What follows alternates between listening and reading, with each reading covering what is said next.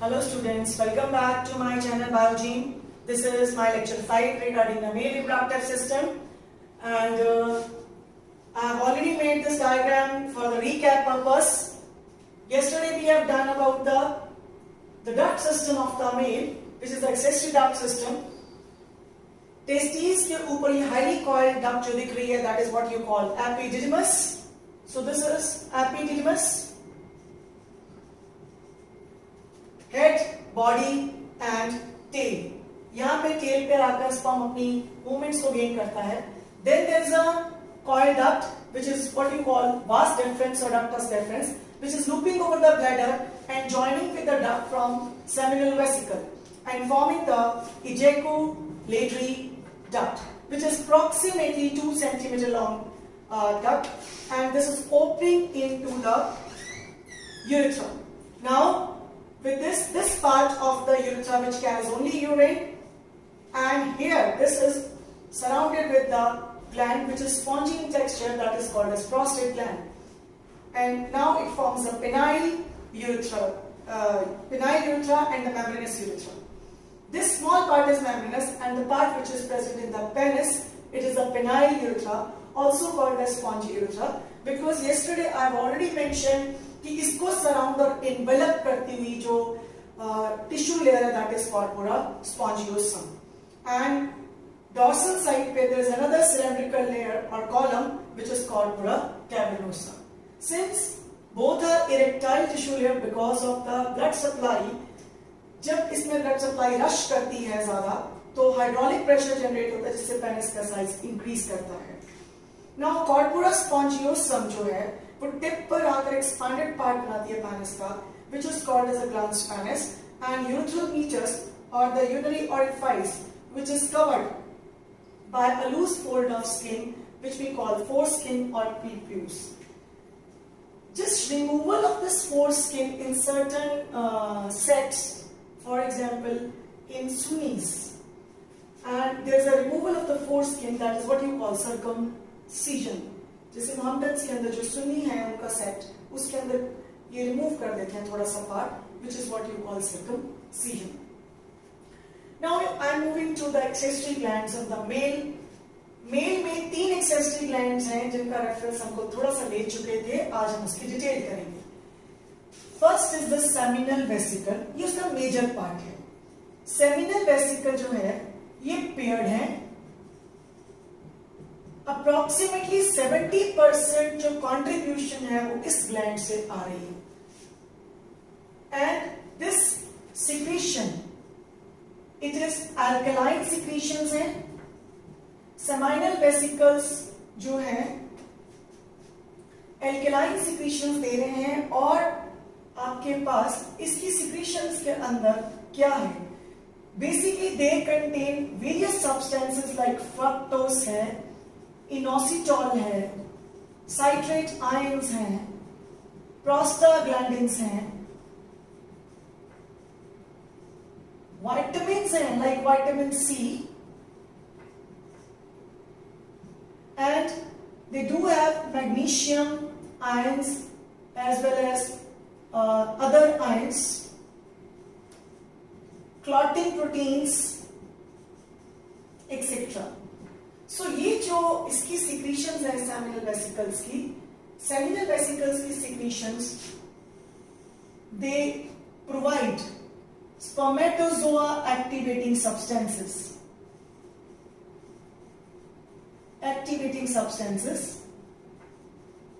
as well as and nourishment तो है ही है.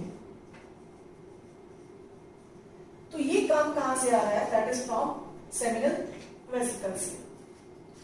ना जो फ्रक्टोस है इसके अंदर, fructose this is the sugar which is the respiratory substrate for the sperm, यानी कि स्पर्म को एनर्जी जो मिल रही है अपनी मूवमेंट के लिए वो कहां से मिल रही है, फ्रक्टोस से मिल रही है. और ये एक जो फोरेंसिक का रेप टेस्ट जो करते हैं तो उसके लिए वो फ्रक्टोस ही देखते हैं फीमेल ट्रैक के अंदर, क्योंकि अदरवाइज कहीं एज किसी भी सिक्रीशन में हमारी बॉडी में कोई भी शुगर प्रेजेंट नहीं है. जो ग्लूकोज है ब्लड की शुगर है, वो बॉडी की सिक्रीशन में कोई शुगर नहीं है. So fructose this provide energy, that is why spermatozoa activating substances जो है वो इसकी सीक्रेशन से आ रहे हैं। अनदर फीचर जो है दिस इज प्रोस्टाग्लैंडिन्स। जो प्रोस्टाग्लैंडिन्स हैं ये स्पर्म जब रिलीज होता है सीमन फीमेल ट्रैक में, तो उसकी जो सिक्रीशन जो है फीमेल रिप्रोडक्टिव ट्रैक की, उस बिकॉज दैट इज एसिडिक और ये है एल्कलाइन, उस टाइम पे प्रोस्टाग्लैंडिन्स क्या काम कर रहे हैं, ये मोबिलिटी ऑफ स्पर्म्स को बढ़ाने में हेल्प कर रहे हैं और प्लस यूट्राइन कंट्रैक्शंस को भी क्या करते हैं, इंक्रीज कर देते हैं। Second is the prostate gland. Prostate gland का जो सिक्रीशन है दिस इज सबसे पहले तो ये अनपेयर्ड है। It is present at the junction of the ejaculatory ducts and the urethra. ये स्पॉन्जी है, गोल्फ बॉल के साइज का है, जबकि जो सेमिनल वेसिकल्स हैं इनकी जो वॉल्स हैं वो मस्कुलर होती हैं। नाउ जो प्रोस्टेट है this has the secretion which is providing the mobility to sperms, तो इसकी secretions को prostatic fluid कहते हैं। ये sperm की mobility के लिए बहुत जरूरी है। sperm mobility दे रहा है, क्या है इसकी secretions में, कैल्शियम है, जिंक है, मैग्नीशियम है, सोडियम भी है और क्लॉटिंग एंजाइम्स हैं, सर्टेन लिपिड्स भी हैं और इसके अंदर साइट्रेट आयंस भी हैं। कुछ क्लॉटिंग एंजाइम्स जैसे कि हम फाइब्रिनोलाइसिन्स की बात कर रहे हैं, फाइब्रिनोलाइसिन्स यहां पड़े हैं, और जैसे क्लॉटिंग प्रोटीन्स में मैंने एग्जांपल दे रही हूं फाइब्रोजेंस, ये आपके यहां पड़े हुए।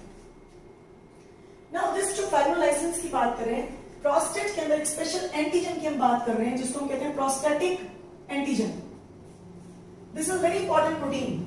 जब प्रोस्टेट कैंसर में खासकर ये पीएसए के लेवल्स को चेक किया जाता है, बिकॉज इसका अपना एक रोल है जिसके बारे में हम थोड़ा सा लेट बात करेंगे। देन कूपर्स ग्लैंड और the bulbourethral glands, this gland has almost approximately 2 to 5% secretion. Some say actually books में थोड़ी सी वेरिएशंस हैं, कुछ बुक्स इसकी 1 to 2% secretions कहती हैं, कुछ बुक्स up to 5% secretions कहती हैं। जो प्रोस्टेट का सिक्रीशन है वो अप्रोक्सीमेटली आपका 30% के आसपास है और इसका सिक्रीशन आपका I can simply say it is 1 to 2% secretions are there, but please यहाँ पे बुक्स के अंदर थोड़ा सा डिफरेंस है। कई बुक्स इसको जैसे इनकी रेंज ले रहे हैं 25 से 30%, इसकी रेंज 65 से 70% लेते हैं और इसकी रेंज भी अप टू 5% ले रहे हैं। नाउ कूपर्स ग्लैंड, ये आपका जो इसका फ्लूइड है that is called as the pre ejaculate, they form pre ejaculate. ये बेसिकली क्या है, इट कंटेन मेनली म्यूकस और इसका काम है help to lubricate, it helps to lubricate male genitalia and female tract। Female tract को भी लुब्रिकेट कर रहा है और मेल जेनिटेलिया को भी क्या कर रहा है, लुब्रिकेट कर रहा है। सो कूपर्स ग्लैंड्स और bulbourethral glands they are again paired glands. तो इसका मतलब क्या हुआ कि जो सेमिनल वेसिकल्स हैं ये भी पेयर्ड हैं, कूपर्स ग्लैंड्स भी पेयर्ड हैं और आपकी जो प्रोस्टेट है दैट इज अनपेयर्ड। सीमन का जो कलर आ रहा है मिल्की व्हाइट सा colour, this is because of the prostatic fluid secretions, और जो कूपर सिक्रीशंस हैं उसको कूपर्स फ्लूइड भी कहा जाता है। Basically this fluid is mainly mucus और ज्यादातर ये ड्यूरिंग इजैकुलेशन ये फ्लूइड कई बार पहले बाहर आता है, तो that is what is also called as pre ejaculate. Now ये सीमन ये हम एक बहुत कॉमन यूज कर रहे हैं बिकॉज मैंने पहले डिस्कस किया कि मेल रिप्रोडक्टिव सिस्टम के 2 मेजर काम हैं। एक काम तो है जी that is production of the gametes and second is the transport of gametes, जिनमें ये ग्लैंड्स उसको हेल्प कर रही हैं नरिश के लिए, मोबिलिटी के लिए, इनमें अपना रोल प्ले कर रहे हैं। Now the semen is equal to seminal plasma plus sperms. जो seminal plasma है, secretions of these glands is called seminal plasma, जिसमें majorly जो secretions हैं वो इसकी आती हैं. So seminal plasma is the secretions of male accessory glands. तो कौन कौन सी glands हैं? Seminal vesicles हैं, prostate gland है और Cooper's gland है. अप्रोक्सीमेटली कोई 70% इजैकुलेट इससे आ रहा है, 65% 70%, और कुछ अप्रोक्सीमेटली 25 to 30% के करीब सिक्रीशंस इससे आ रही हैं आपकी.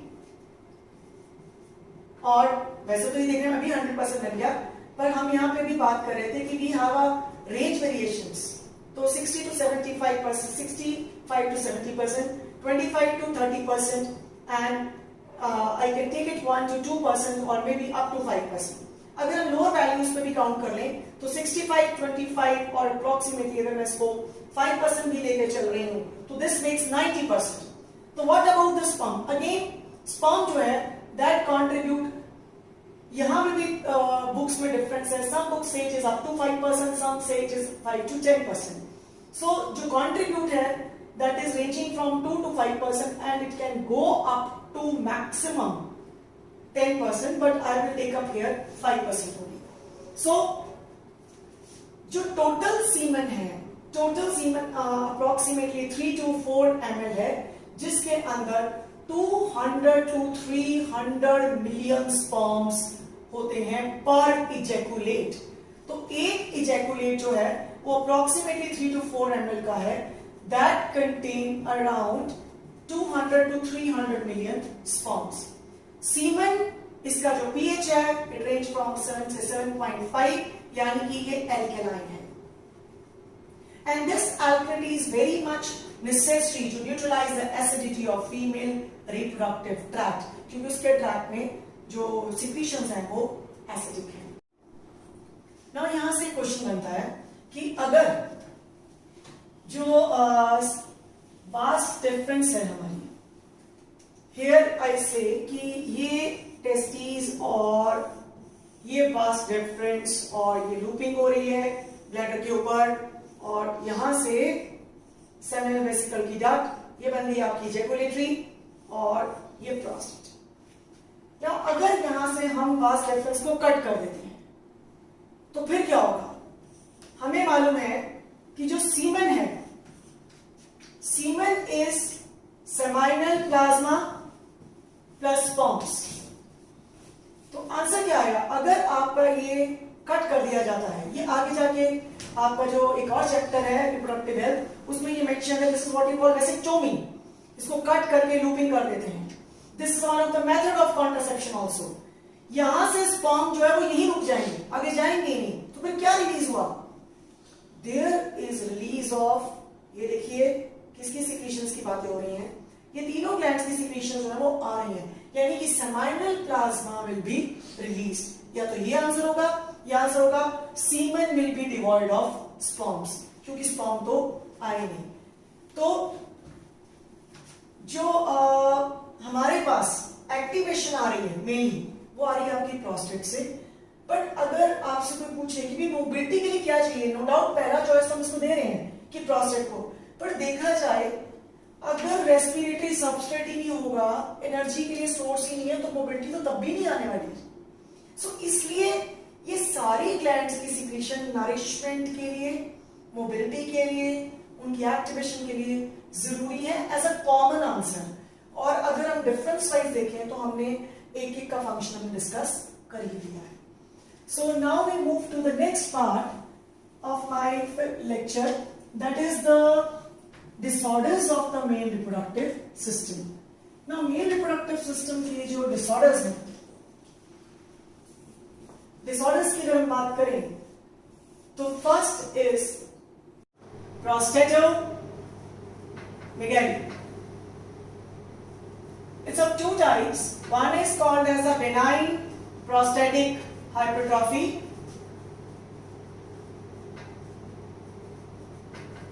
which is commonly called as BPH, and second is the malignant prostatic hypertrophy, very commonly called as prostate cancer. In most of the males in the old age, this is very common, that is the benign prostatic hypertrophy.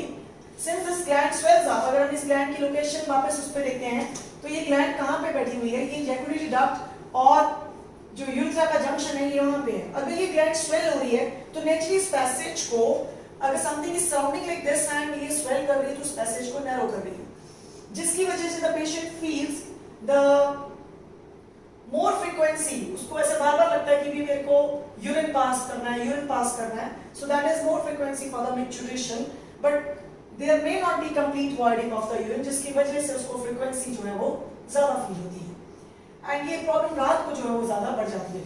अगर इसका size बहुत ज्यादा increase कर गया तो it can also cause the anuria, क्योंकि इसने पूरा पैसेज ही क्या कर लेना है, रोक लेना है. एन्यूरिया मींस नो यूरिन, कि यूरिन ही इंसान का रोक सकता है.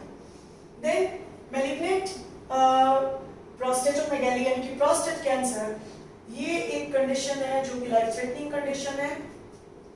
इसके लिए different treatments have been recommended. Combination of treatments, chemotherapy, radiotherapy and surgery is needed or may be done. So in some cases removal of testes has also been done, क्योंकि this cancer has some relation with the testosterone, और removal of testes यानी कि orchidectomy ये भी कईयों के अंदर कर दी जाती है. Second disorder is related to the erectile dysfunction, जिसमें already I have discussed about the impotency. Male is unable to achieve the erection or hold erection for enough time, and this can lead to not necessarily the sterility or with the infertility. Male is unable to fertilize the female. This condition is called as infertility, male infertility. और fourth is the क्रिप्टोर्किडिज्म, ये भी मैं अपने पिछले lectures में discuss कर चुकी हूँ. दैट इज जो है testis are unable to descend. Then fifth is about sperm count. अगर स्पर्म काउंट जो कि नॉर्मल 200 to 300 मिलियन है, and it can even up to 300 to 400 million पर इजैकुलेट, अगर ये स्पर्म काउंट कम है तो कंडीशन इज कॉल्ड ओलिगोस्पर्मिया, और 20 मिलियन से अगर कम है तो वो तो कंडीशनली स्टेरिलिटी की आ जाती है. 20 मिलियन से अगर कम हो that condition is towards sterility. And अगर स्पर्म है ही नहीं तो condition is called azoospermia. So these are some of the common disorders of the male reproductive system. There are others also, but आपके लेवल पे इतने ही बहुत हैं. नाउ यहाँ पे एक डिसऑर्डर जो यहाँ पे मैं डिस्कस करना चाहूंगी, which is also very common, that is inguinal hernia.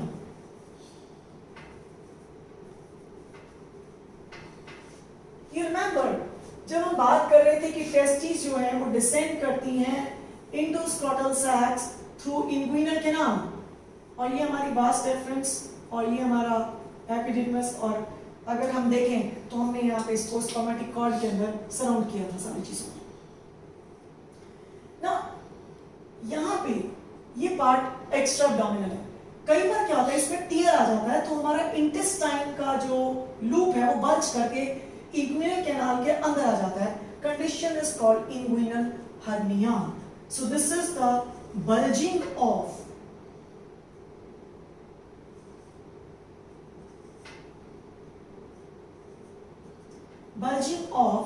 loop of intestine into inguinal canal, and it can even descend more. So there's a bulging of this. So that condition we call it as inguinal hernia. So this is all about the male reproductive system. Now we are left with only one topic, that is called as spermatogenesis. यहाँ पे एक छोटा सा पूरे system का recap ले लेते हैं, बिकॉज जो स्पर्मेटोजेनेसिस है वो आपका गैमेटोजेनेसिस का पार्ट भी है, क्योंकि जब हम एम्ब्रियोनिक डेवलपमेंट में बात करेंगे so we will there with the reference of the spermatogenesis. हमने एक पूरे चैप्टर का यहाँ पे मैं रिकैप दे रही हूँ। हमने शुरुआत करी थी सबसे पहले कि रिप्रोडक्शन कितनी तरह की होती है। रिप्रोडक्शन दो तरह की, सेक्सुअल और एसेक्सुअल। फिर हमने सेक्सुअल रिप्रोडक्शन के फीचर्स डिस्कस किए थे। उसके बाद मैंने आपसे थोड़ा बहुत सेक्सुअल डायमॉर्फिज्म के बारे में भी बात करी थी। मेल और फीमेल के अंदर जो डिफरेंस आता है मॉर्फोलॉजी का, that is called as sexual dimorphism.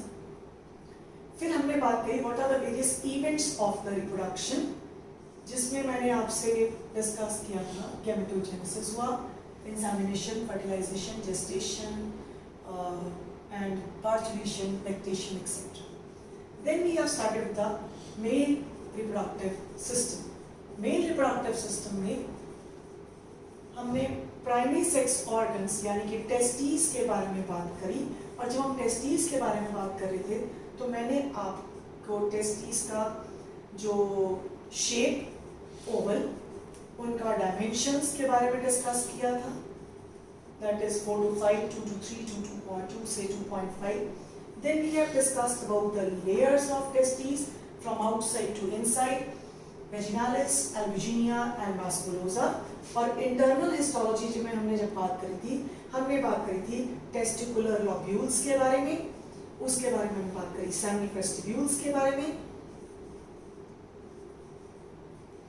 और जब हमने seminiferstibules के बारे में बात करी तो हमने ऑफ कोर्स यहाँ पे जर्म सेल्स के बारे में डिस्कस किया था, हमने सर्टोरी सेल्स के बारे में डिस्कस किया था। और outside the seminiferous tubule we have discussed about Leydig cells जो कि एंड्रोजन सीक्रेट करते हैं, और हमने डिस्कस किया था अबाउट इम्यूनो कॉम्पिटेंट सेल्स। ये तो हो गया रिलेशन टू टेस्टिस जो हम ऑलरेडी डिस्कस कर चुके थे। देन उसके बाद हम आ गए सेकेंडरी रिप्रोडक्टिव ऑर्गन्स में। सेकेंडरी रिप्रोडक्टिव ऑर्गन्स के अंदर हमने बात करी एक्सेसरी डक्ट सिस्टम की, हमने बात की एक्सेसरी ग्लैंड्स की, हमने बात करी एक्सटर्नल जेनिटेलिया की, और फिर लास्ट को हमने समाप्त किया मेल रिप्रोडक्टिव सिस्टम के डिसऑर्डर्स के साथ। जब हम एक्सेसरी डक्ट सिस्टम की बात कर रहे थे तो यहाँ पे एक छोटा सा मैं अब यहाँ पे काउंट दोबारा देना चाहूंगी। मैंने आपसे एक बात डिस्कस की थी, अगर हम पैसेज ऑफ स्पर्म बात करते हैं तो हम शुरू करते हैं सेमिनिफरस ट्यूब्यूल से, then tubuli recti, then rete testis,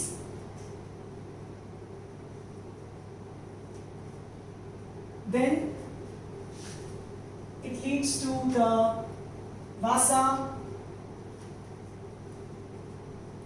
efferentia,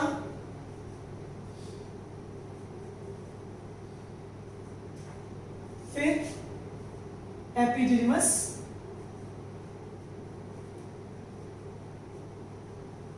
then vas deferens, then ejaculatory duct and male urethra or urinogenital duct.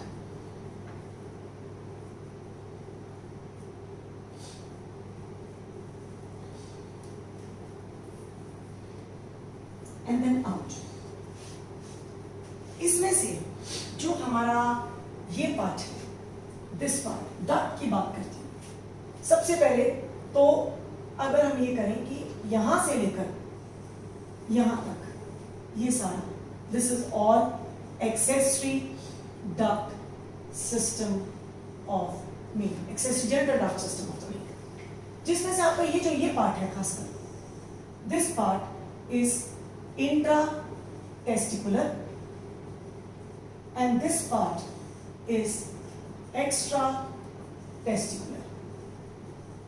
अब यहीं से क्वेश्चन एक और बन सकता है, अगर तो पैसेज ऑफ स्पर्म आए फिर तो सारा दे देना है, अगर सिंपल डक्ट सिस्टम आए तो ट्यूबुलाई रेक्टी से शुरू करके देना है, अगर बच्चे को थोड़ा सा और टेस्ट करना है तो हम ये पार्ट भी बोल सकते हैं कौन सा इसमें एब्डोमिनल और कौन सा एक्स्ट्रा एब्डोमिनल है। अगर हम देखें तो सेमिनिफरस ट्यूब्यूल्स हमारे एक्स्ट्रा एब्डोमिनल है, ट्यूबुला इरेक्टी एक्स्ट्रा एब्डोमिनल है, रेडिटेस्टिस एक्स्ट्रा एब्डोमिनल है, वासा फ्रेंशिया एक्स्ट्रा एब्डोमिनल है, और जो आपका एपिडिडमस है that too is extra abdominal. Some part of vas deferens which is extra abdominal and some rest part is abdominal. Ejaculatory duct फिर आपकी एब्डोमिनल आ गई, और जब हम यूराइनोजेनिटल डक्ट की बात कर रहे हैं तो हमने 3 पार्ट्स किए थे, prostatic urethra, membranes urethra and penile urethra. अगर इसको ध्यान से देखें तो प्रोस्टैटिक यूरेथ्रा और मेम्ब्रेनस यूरेथ्रा एब्डोमिनल है, और पेनाइल यूरेथ्रा फिर वापस क्या आ गया आपका एक्स्ट्रा एब्डोमिनल। तो आप ये बात हमेशा क्वेश्चन का अटेम्प्ट करते हुए ध्यान रखिए कि आपसे पूछा क्या जा रहा है, बिकॉज सब्जेक्ट का understanding is always not in mugging up, in really finding out कि जब आपसे कुछ पूछा जा रहा है कि पिन पॉइंटली दिमाग में पिक्चर क्रिएट होनी चाहिए so that you can well answer. Thank you very much. Looking forward for your questions, and in my next lecture I will discuss about spermatogenesis. So thank you very much.